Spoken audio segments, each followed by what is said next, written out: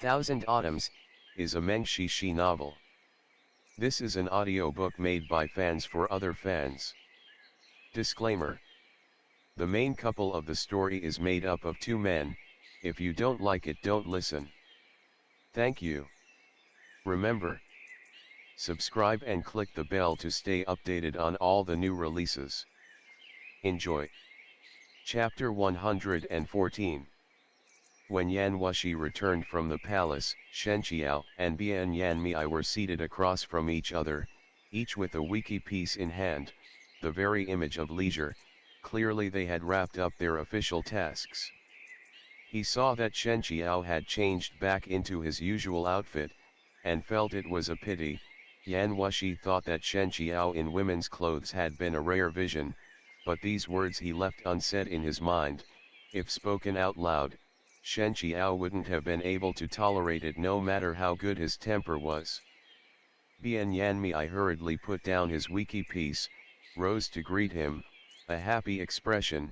"Welcome back, Shizan. Switting that old bald donkey's death, the Buddhist sects will likely never recover from this setback."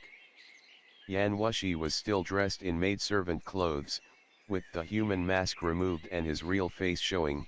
The effect was little comical, but his demeanor was still striking. Even if he was dressed in rags, no one would dare laugh at him. Hearing Bian Yanmei's words, he said, "The old bald donkey is not dead." Bian Yanmei paused. Yan Wushi smiled. With his position, wouldn't it be a pity if he died? At least I have to use him for something. Although of the Buddhist sects, his heart has never severed its attachments to the world. This time, if he's willing to accept his new circumstances, what's the harm in letting him live? Bian Yanmei did not know what he intended to do, but since Yan Wushi had said it this way, he must already have a plan, so he respectfully accepted this. Yan Wushi asked, "Puli Ying was rescued?" Bian Yanmei, "Yes. This disciple has already sent Puli Ying back to Suiqiagong Manor. Chen Gong is dead, Murong Qin seriously injured.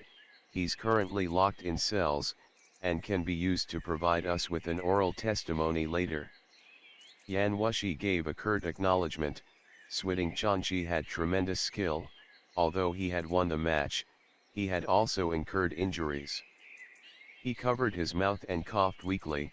Bian Yanmei was about to say that he'll go find some medicine when he saw bright red seep through Yan Wushi's fingers. He was injured so badly? Bian Yanmei gaped, rushed to say, "Shizun, are you okay? There should still be some kings-in lozenges in this manor." Yan Wushi waved his hand, and sat down in Bian Yanmei's vacated seat. Who knew if the other was playing a trick?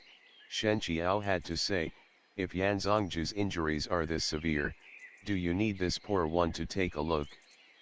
As soon as the words left his mouth, Yan Wushi had already extended his arm out on the wiki board. "I will have to trouble Shen Daozang. You offered your arm a little too quickly, as if you already knew what I was going to ask." Shen Qiao thought, as he reached out with his right hand, placed 3 fingers on the other's wrist. "Your meridians are chaotic, likely from internal injuries, but it should not be major. If you look after yourself, in a few days things should improve." Even if he had internal injuries, they were not to the point of spitting out blood. He really was faking it just now, Shen Qiao thought as he spoke. Yan Wushi twisted his hand to rest it on the back of Shen Qiao's instead, gave a squeeze, then smiled softly.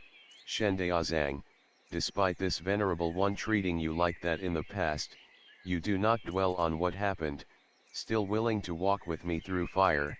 Against this degree of constancy, even the stone-hearted will be moved." This pair of hands were delicate and slender.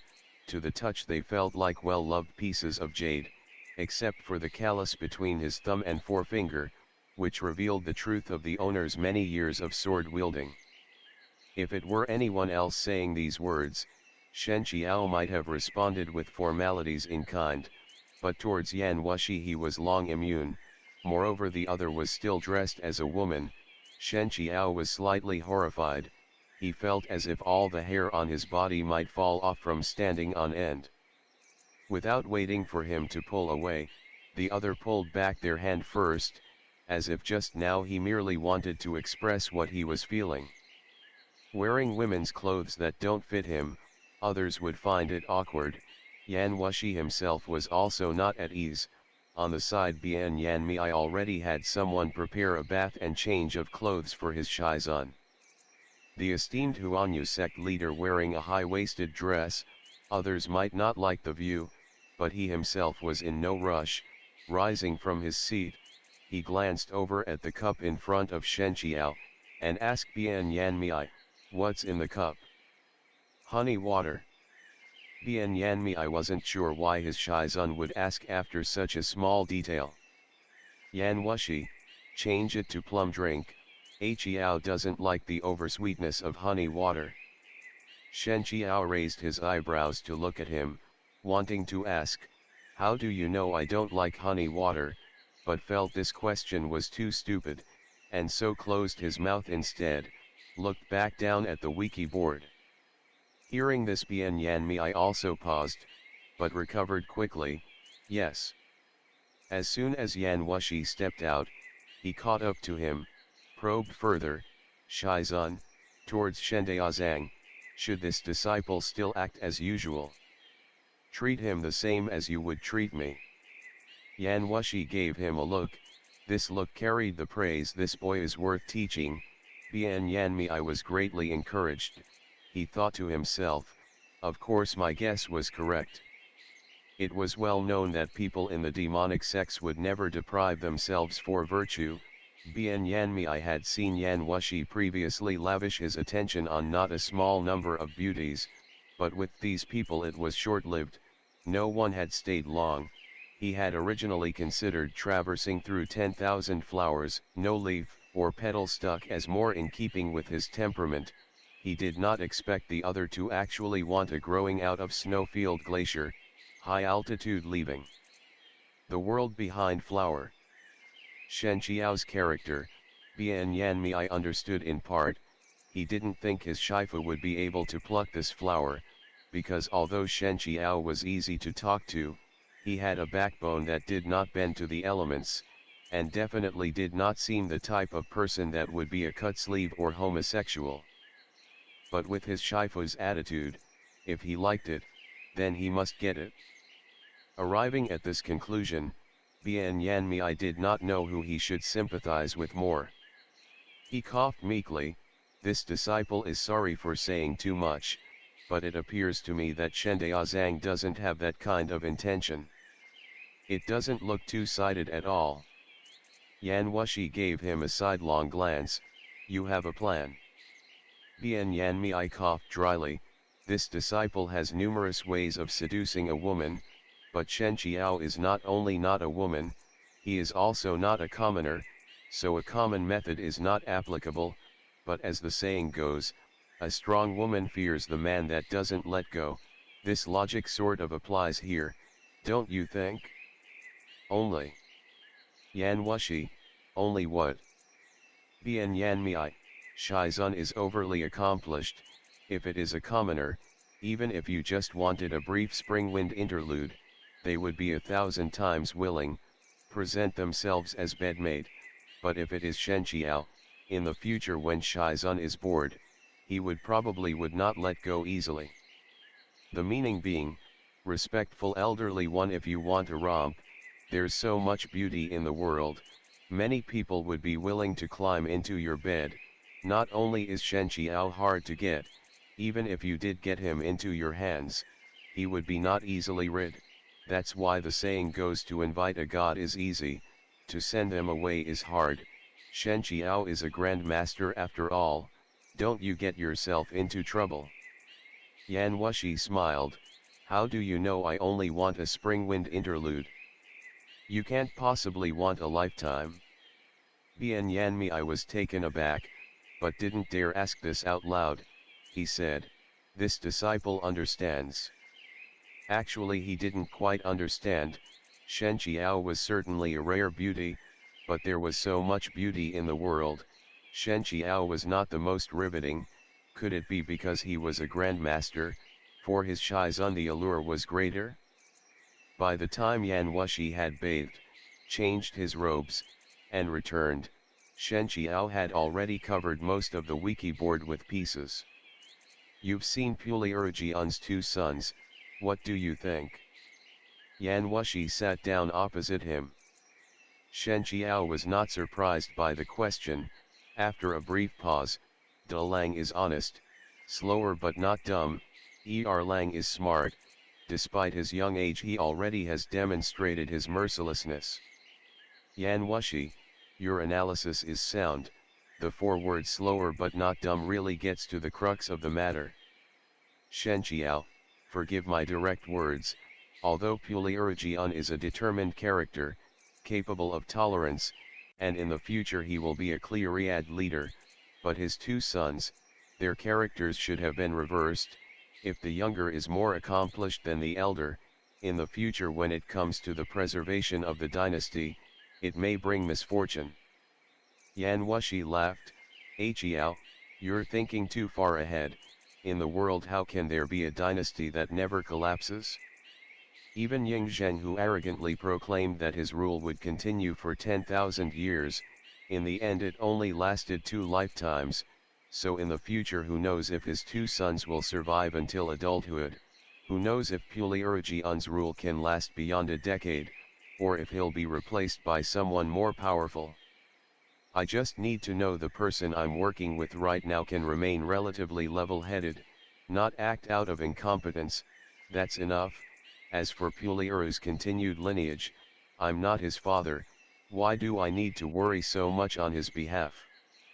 Shen Qiao, I see that Yan Zongji knows what he is doing, I don't need to say more. Yan Wushi, Puliurjian wanted to find a Shifu for his sons, since you've said it this way, I know you don't want either of them, when I get a chance I'll refuse on your behalf. Shen Qiao, surprised, Yan Zongji's Wujiang is better than mine, why do they not seek you as a Shifu? Yan Wushi smiled, you don't want them, I also don't want them, with our relationship as is, if we don't act in sync, others will surely misunderstand. Our what relationship? If you say it like this, how can others not misunderstand? Shen Qiao gaped at his ability to reverse black and white. Yan Zongji need not consider this poor one is not of Huanyu sect, even if I don't act in accordance with Yan Zongju, no one will misunderstand. This turnover in power demonstrated the words, speed is crucial in war. With the help of Yan Wushi, Shen Qiao, and others, Puliurjian had speedily captured Yuanyun, and used Yuanyun to take control of the court's configuration. As a veteran politician, he did not expand the bloody confrontation into the city or even outside the city. Before anyone could react, the turmoil within the palace had been settled. Before these events, for the convenience of leisure away from the annoyance of his officials, Yuanyun had passed his throne to his son Yuanchan, he had even named himself Tianyuan Emperor. Now that Puliurjian had control of the situation, he didn't even need to make a puppet. 8-year-old Yuanchan was still emperor, just that above his head another guardian was established. Yuanyun dug this hole himself, and finally managed to bury himself in it. As Puliurjian solidified his control, he did not rush to name himself emperor, but continued in the role of left senior minister to overlook matters. Then to the world he announced Yuanyun's death due to illness, then he ceased construction on the royal family's private gardens, and brought back the officials that had been expelled by Yuanyun from the capital, and restored their positions. With these two measures, he managed to capture people's hearts. One emperor, one court. Puliurjian's reign also meant the demise of the good old days for the Buddhist sects and Hehuan sect. When the tumult occurred in the palace, Sang Jingxing and Yuan Ziuxia were both not in the city, the remaining figures were no match for Yan Wushi and Bian Yan Mei. During Yuanyun's reign, Huanyu sect had hidden their names and acted like grandsons. Now the day had finally arrived for Bian Yanmei to no longer hold back, launch a full offensive, capturing Hehuan sect's assets within the palace and in the city in one go. After Swiding Chanchi had his Wuzhong nullified by Yan Wushi, for the crimes of colluding with the previous emperor he was imprisoned, the fall of Swiding meant that the Buddhist disciples in the capital no longer had support. When the tree falls the monkeys scatter. Gradually all their temples were sealed off by officials. The Buddhist disciples could only run into the wind, or be forced to confess their crimes to the court. Yan Wushi had no intention in killing the remnants of the Buddhist sects. He knew that systems of belief and faith had long been established in the Central Plains. They were entrenched in people's hearts. Each school had its following. The roots ran deep. It could not be destroyed by people's actions. At most there would a brief weakening under the current circumstances. Back then Yuanyang had carried out a fierce persecution of Buddhism, killing how many monks, destroyed how many temples, burned how many Buddhist scrolls and teachings, but after his death, Buddhism flourished again. What Huanyu sect needed was merely the support of the authority at the time and the right to speak freely, and not the demise of the Buddhist sects. Because in the absence of Buddhist sects, there was still Daoist sects, Ryu sects, they could never be persecuted to extinction. The best way forward was for the powers to balance each other out, so no one could do much to anyone else. Only this scenario would prevent the emergence of some monolithic superpower, and was one way of living on a little longer. Without comparing notes, his stance on this was exactly in line with Puliurgian's, so the two of them worked together well. To thank Yan Wushi and Shen Qiao for their efforts, Puliurgian not only ordered the erection of Xuanduguan within the capital, naming Shen Qiao as Xuanduguan's Tongguiyuan Miaojian Gren, he also generously handed over the management of several royal family businesses to Huanyu sect. Afterwards, when he had established 3 provinces and 6 prefectures, he even gave the most lucrative political positions to people from Huanyu sect. Throughout the Sui dynasty, they maintained good working relations with Huanyu sect, until Yang Guang turned his face and broke his word. But that was much later. The second month of the year after the palace tumult, just past the Yuandeng festival, Zhou Emperor Yuan Chan expressed his respect for Puliurgian, acknowledged that he had the makings of a competent head of state, and that he himself was too young and naive for the throne. He announced that he will be abdicating the throne to Puliurgian. Puliurgian declined 3 times, before finally ascending the throne, named the new dynasty Sui, changed the title of the imperial reign, in the name of reclaiming his ancestor's name, switched back to the Han surname Yang, absolving the world in its new beginning. A new leader as head of state, the north entered a new dynasty. The hundreds of years of chaos starting with the Jin vanquishing Wuhu to enter the Central Plains finally turned to a new page. For the common folk, the turbulence of court power had nothing to do with them. Their requirements were very simple: a prosperous harvest enough to feed and clothe themselves. The new dynasty did bring about some changes, never mind the other things. The absolution clause meant everyone did not have to pay tax this year, and their days were a little easier. With more money on hand, people smiled more. At least Shen Qiao felt this was the case as he walked down the street. Only now I can say I do not regret my decision that day. The street was a busy thoroughfare, people going their ways. On account of the ceremony at the temple today, many people were out running errands preparing for Duanwu festival. Brightly colored fabrics and silks adorned the street stalls, a feast for the eyes, a dizzying conglomeration. Hearing his words, Yan Wushi smiled. So Qiao has been unsettled all this time. Shen Qiao nodded. He said frankly, these days, I was worried that my participation might lead the people to suffer through another incompetent leader, their days made more difficult. The two of them passed a stall. Hearing the stall owner call out so zealously, Yan Wushi glanced over. He bought a colorful hand-sewn cloth tiger.